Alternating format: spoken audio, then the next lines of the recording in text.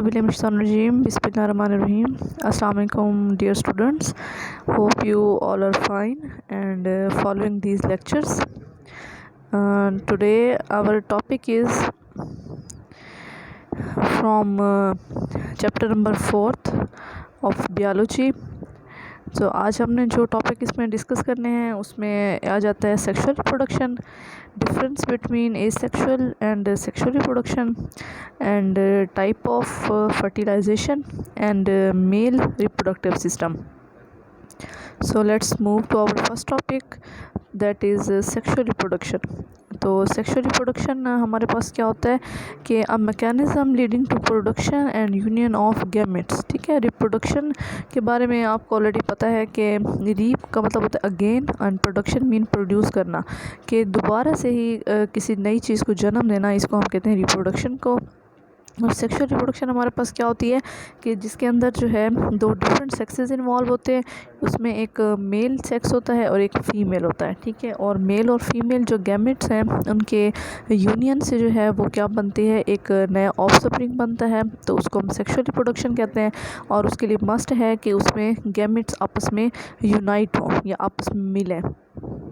तो इसके अगर हम करेक्टरिस्टिक्स देखें तो जब भी सेक्सुअल रिप्रोडक्शन होती है एक तो उसमें मियोसिस ज़रूर होती है. ठीक है, मियोसिस हमारे पास क्या होता है, ये एक ऐसा फिनोमिना है जिसमें क्रोमोसोम नंबर हमारे पास हाफ रह जाते हैं.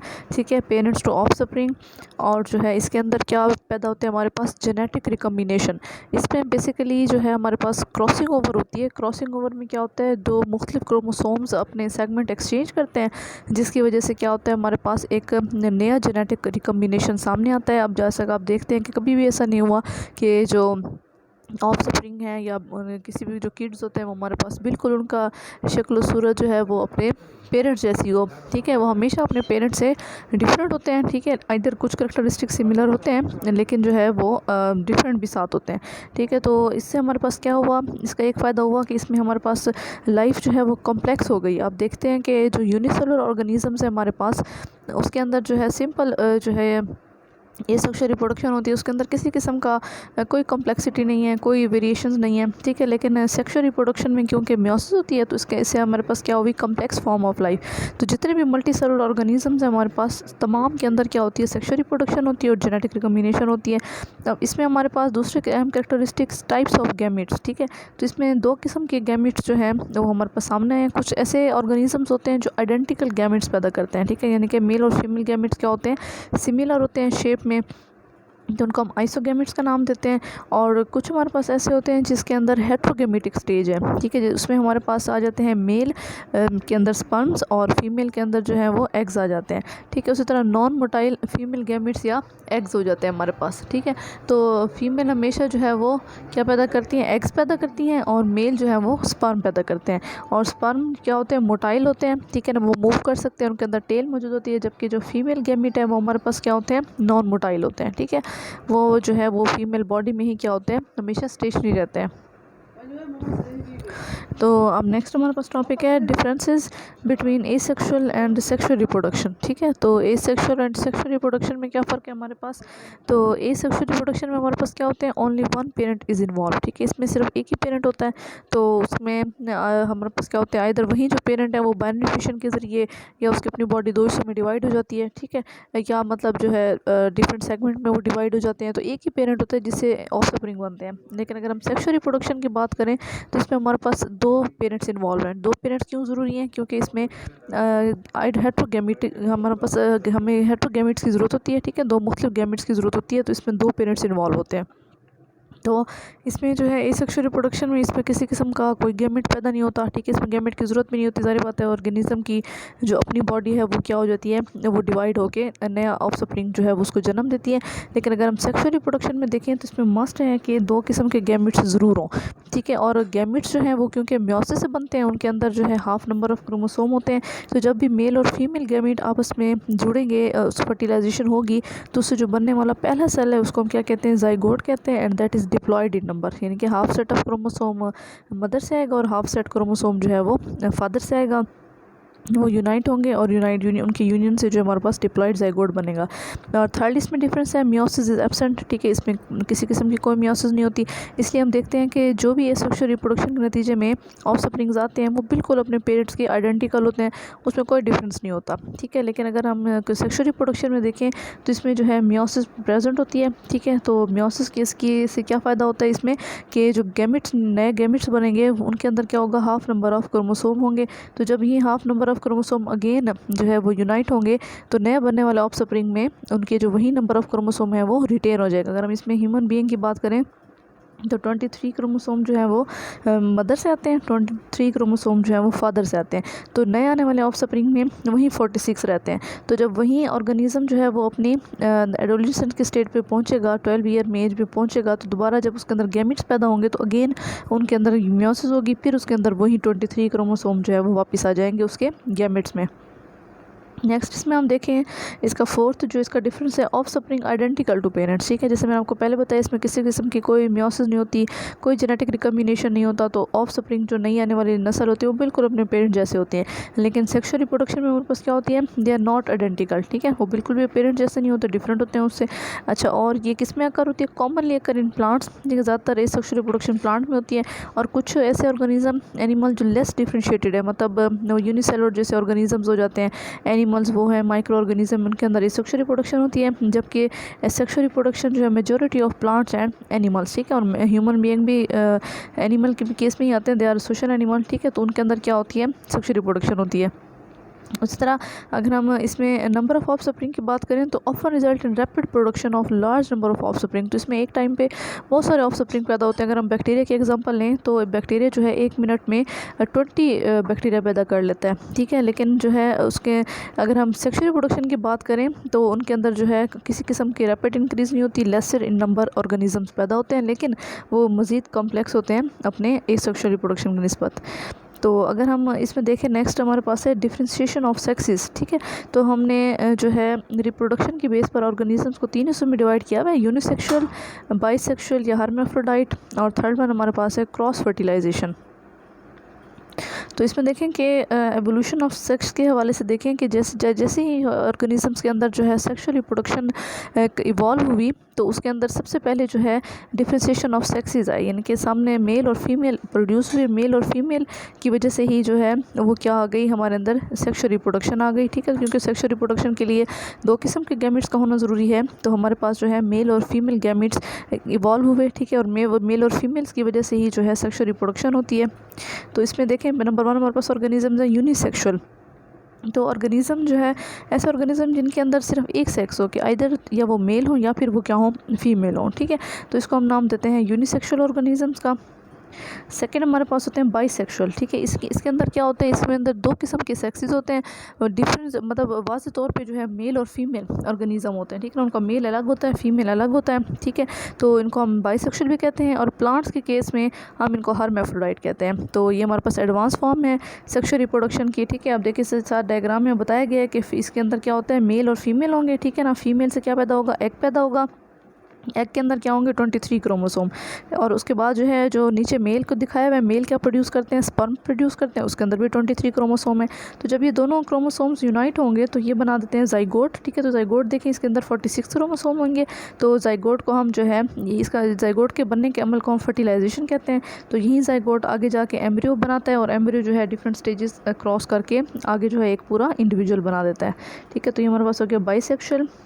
नेक्स्ट हमारे पास एक टर्म है क्रॉस फर्टिलाइजेशन। तो इसमें क्या होता है कि डिस्पाइट द बाइसेक्सुअलिटी, ठीक है ना, बाइसेक्सुअलिटी मीन कि इसके बावजूद भी कुछ ऑर्गेनिज्म के अंदर क्या होती है, क्रॉस फर्टिलाइजेशन होती है। क्रॉस फर्टिलाइजेशन इसमें क्या होती है, इसमें ऐसा होता है कि एक ही ऑर्गेनिज्म होता है, उसके अंदर मेल पार्ट भी होता है और फीमेल पार्ट भी होता है। तो बजाय कि वो मेल और फीमेल आपस में जो है यूनाइट करने के, वो किसी दूसरे प्लांट के मेल या फीमेल के साथ वो यूनाइट कर देते हैं, ठीक है। तो इसमें देखें हमारे पास आपको प्लांट्स की 2 एग्जांपल दिखाई हुई हैं, ठीक है। तो इसमें देखें प्लांट का अगर ये पार्ट देखें तो इसके अंदर स्टेमन और कार्पल दोनों मौजूद हैं। तो स्टेमन हमारे पास जो है क्या होता है, इसका मेल रिप्रोडक्टिव पार्ट होता है, वाइल कार्पल जो है वो फीमेल होता है। तो बजाय कि उसके पोलन ग्रेन इसी एक ही प्लांट के अपने स्टेमन से कार्पल पे जाए, तो वो क्या होता है, उसके एक प्लांट के स्टेमन से दूसरे प्लांट के कार्पल पे ट्रांसफ़र हो जाता है तो इसको हम नाम देते हैं क्रॉस फर्टिलाइजेशन का। तो इसका मकसद यही है कि थोड़ी सी जेनेटिक वेरिएशन सामने आ जाती है जब डिफरेंट और प्लांट के साथ जो है वो क्रॉस करते हैं। अब नेक्स्ट हमारे पास एक टर्म है फर्टिलाइजेशन, ठीक है। जैसे मैंने आपको बताया कि जब भी जो है गैमेट्स आपस में यूनाइट होते हैं वो किस प्रोसेस की तरफ जाते हैं, फर्टिलाइजेशन की तरफ। तो यूँ समझ लें कि गैमेट्स के यूनियन से जो फिनोमिना सामने आता है उसको हम फर्टिलाइजेशन कहते हैं, ठीक है।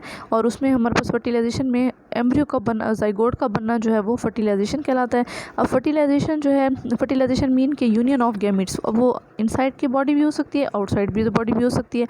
तो अगर तो फर्टिलाइजेशन बॉडी के बाहर हो रही है, यानी कि बाहर किसी इन्वायरमेंट में हो रही है, बाहर स्पर्म और एग आपस में मिल रहे हैं, तो उसको हम एक्सटर्नल फर्टिलाइजेशन कहेंगे। और अगर तो वो फर्टिलाइजेशन फीमेल बॉडी के अंदर हो रही है तो इसको हम इंटरनल फर्टिलाइजेशन कहेंगे।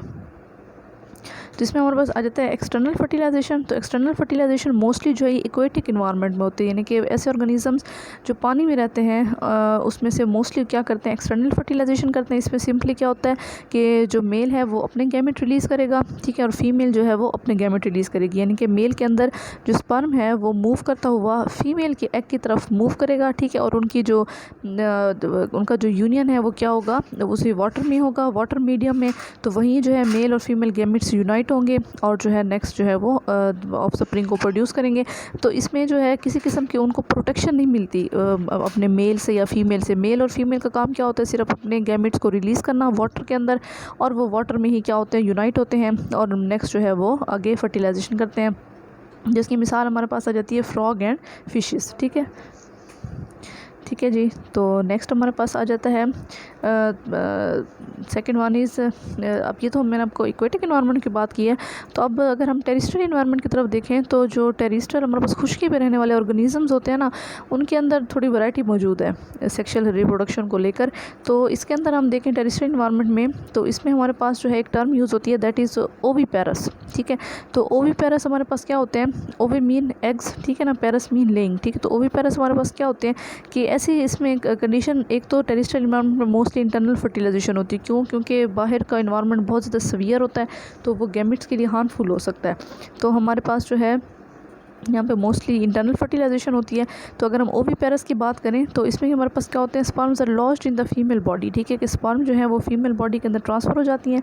वहाँ फीमेल बॉडी में क्या होती है, फर्टिलाइजेशन होती है, ठीक है, विच में लीड टू एक्सटर्नल डेवलपमेंट। अब वो फीमेल क्या करती है, वो बेबी को जन्म नहीं देती बल्कि उसकी बजाय जो है वो एग ले करती है, ठीक है।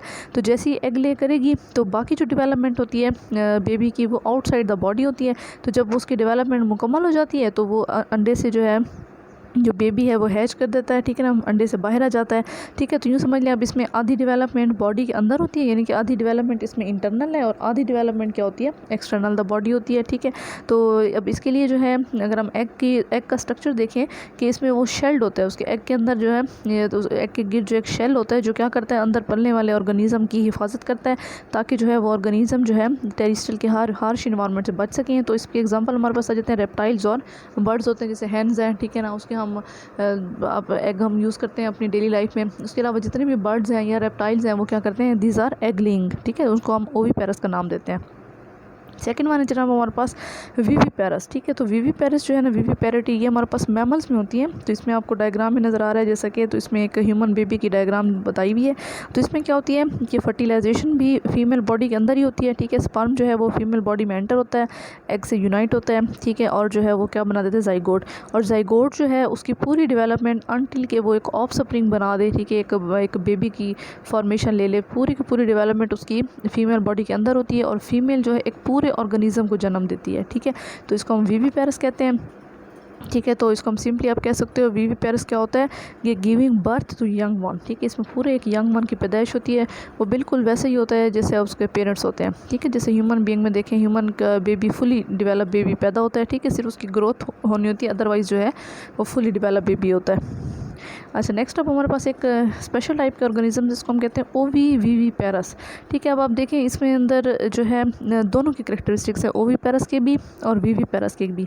अब इसके अंदर क्या होता है कि internal fertilization lead to internal development of young one, in shelled egg and when the development is complete शेक एग इज लेड। ठीक है, तो अब इसके अंदर क्या होता है कि जो जैसी फर्टिलाइजेशन हुई, ठीक है, तो बेबी की डेवलपमेंट होती है, लेकिन उस बेबी की डेवलपमेंट जो है वो मदर की बॉडी में डायरेक्ट नहीं होती, मदर के अंदर एग के अंदर शेल्ड एग होता है मदर की बॉडी में, उसी शेल्ड एग के अंदर जो है उस बेबी की डेवलपमेंट हो रही होती है।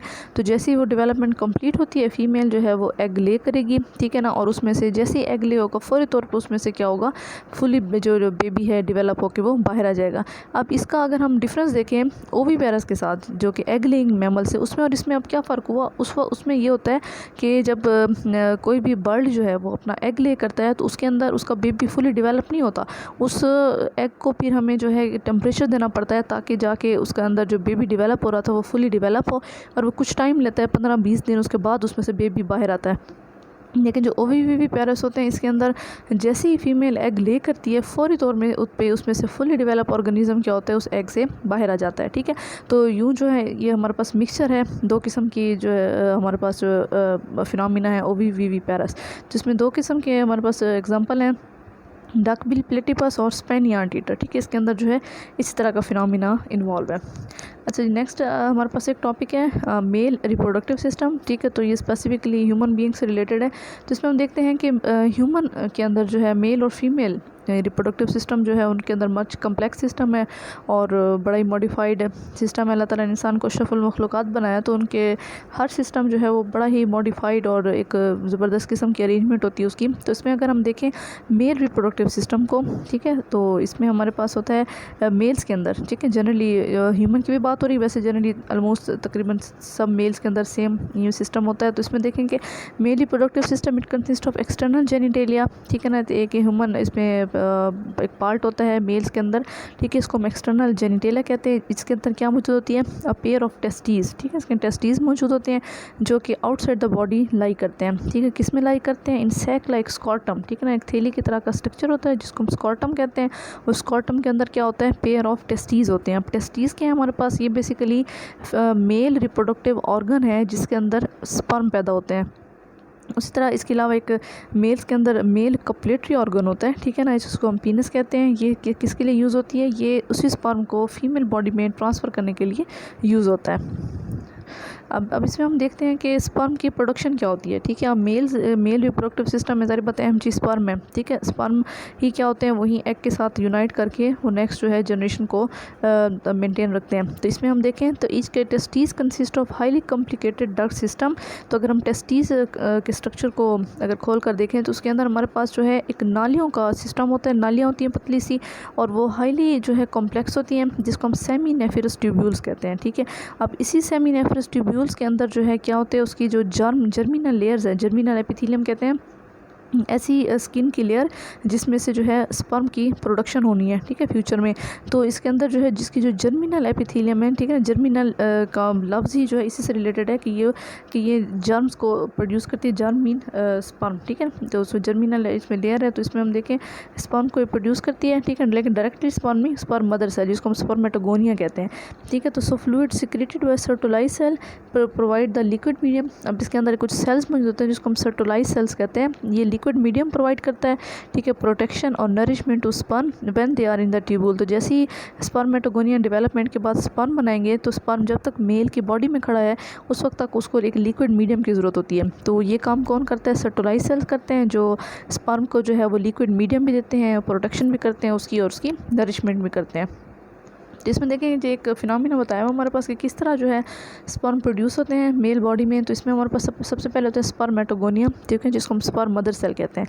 तो स्पर्मेटोगोनिया जो है ये डिप्लॉयड होते हैं हमारे पास। तो ये जो है इनके अंदर माइटोसिस होगी, ये बनाएंगे प्राइमरी स्पर्मेटोसाइट। ठीक है, प्राइमरी स्पर्मेटोसाइट भी हमारे पास सेल्स होते हैं, डिप्लॉयड होते हैं। फिर इन्हीं के अंदर जो है मियोसिस होगी। ठीक है, मियोसिस के नतीजे में हमारे पास बनते हैं सेकेंडरी स्पर्मेटोसाइट। ठीक है, तो अब सेकेंडरी स्पर्मेटोसाइट क्या होंगे, अब इनके अंदर जो क्रोमोसोम का नंबर है वो हाफ रह जाएगा 23। तो सेकेंडरी स्पर्मेटोसाइट के अंदर फिर अगेन क्या होगी, माइटोसिस होगी। ठीक है, माइटोसिस के बाद के नतीजे में ये पैदा करेंगे एक सेल जिसको हम नाम देते हैं स्पर्मेटिड्स का। ठीक है, तो स्पर्मेटिड्स हमारे पास क्या होते हैं, ये अब हमारे पास एक हैप्लॉइड सेल्स होते हैं, लेकिन जो है अब स्पर्मेटिड के अंदर कुछ डिफ्रेंशिएशन आती है, कुछ चेंजेस आती हैं जो उसको स्पर्म में कन्वर्ट कर देती हैं। ठीक है, तो स्पर्म जो है उसके अंदर क्या होती है, एक हेड होती है, ठीक है ना, उसका नेक होती है और टेल होती है। ठीक है, तो अब ये तीनों चीज़ें जो हैं, अब स्पर्मेटिड और स्पर्म में बेसिकली कोई फ़र्क नहीं है। ठीक है, सिर्फ स्ट्रक्चर का फ़र्क है, नंबर ऑफ़ क्रोमोसोम दोनों में सेम होते हैं। तो स्पर्मेटिड कुछ डिफ्रेंशिएशन के साथ, यूँ समझ लेंगे कुछ उसके अंदर मॉडिफिकेशन होती है जो उसको चेंज कर देती हैं स्पर्म में। ठीक है, और स्पर्म जो है ये फिर किस में लाई करते हैं, ये स्कॉटम में लाई करते हैं उस वक्त तक जब तक कि ये फीमेल बॉडी में इसको ट्रांसफ़र ना करना पड़े। तो अब रिलीज़ देखें कि हमारे पास जैसे ही स्पर्म पैदा होंगे ये मेल रिप्रोडक्टिव सिस्टम के मेन डक्ट में जो है ये ट्रांसफ़र हो जाएंगे, जिसको वास डिफरेंसेस कहते हैं, और जो क्या बनाती है, हाईली कन्वोल्यूटेड एपिडाइडमस। ठीक है, ये आगे एक और डक्ट से कनेक्टेड होती है। तो स्पर्म जो है इन्हीं दोनों डक्ट से पास होने के बाद जाते हैं यूरिनोजेनिटल ट्रैक्ट में। ठीक है ना, यूरिनोजेनिटल ट्रैक्ट कौन सा होता है, मेल के अंदर जो है यूरिनेशन के लिए, ठीक है ना, और स्पर्म को रिलीज़ करने के लिए सेम ट्रैक होते हैं, एक ही रास्ते से दोनों रिलीज़ होते हैं। ठीक है, तो जैसे ही स्पर्म जो है वो पैदा हो जाएंगे, मैच्योर हो जाएंगे, वो यूरिनोजेनिटल डक्ट की तरफ चले जाएंगे। ठीक है, और उसके बाद अगर वो उसका फीमेल से रिप्रोडक्टिव प्रोसीजर होता है तो वो अपने आप को वो वही स्पर्म फिर किस पे एंटर हो जाएंगे, फीमेल की बॉडी में एंटर हो जाएंगे। ठीक है जी, तो ये देखें हमारे पास जो है मेल रिप्रोडक्टिव सिस्टम दिखाया गया है। तो ये देखें ये हमारे पास जो है, आप यहाँ से देखें ये एक वास डिफरेंसेस दिखाई हुई है, ये एक मेन इसके नाली है। ठीक है, वास डिफरेंसेस मैंने आपको बताया। तो वास डिफरेंसेस को अगर हम नीचे तरफ देखें तो ये टेस्टिकल में खुलती है, और टेस्टिकल और एपिडाइडमस। ठीक है, ये हमारे पास एपिडाइडमस के अंदर जो है तब तक सेफ रहेंगे स्पर्म जब तक ये ट्रांसफ़र नहीं होते फीमेल बॉडी में। ठीक है, तो फिर यहाँ से ये आके ये यूरिथ्रा के साथ अटैच है। ठीक है, तो जैसे स्पर्म यहाँ से पैदा होंगे, यहाँ से मूव करते हुए जो है ये पीनस के रास्ते से जो है ये बॉडी से बाहर खारिज हो जाएंगे। ठीक है जी, और उसके अलावा जो है देखें ये डिफरेंट इस डायग्राम में जो है मुख्तलिफ़ किस्म के हमें स्ट्रक्चर्स बताए हुए हैं। ठीक है, तो ये इसको आप नोट डाउन कर लें। और ठीक है जी, ये आज हमारा टॉपिक था। Thank you so much. तो आप कमेंट्स बॉक्स में जो है आपको एक लिंक प्रोवाइड किया गया है, आप काइंडली उस लिंक में अपनी जो है अटेंडेंस को इंश्योर करें। Thank you so much.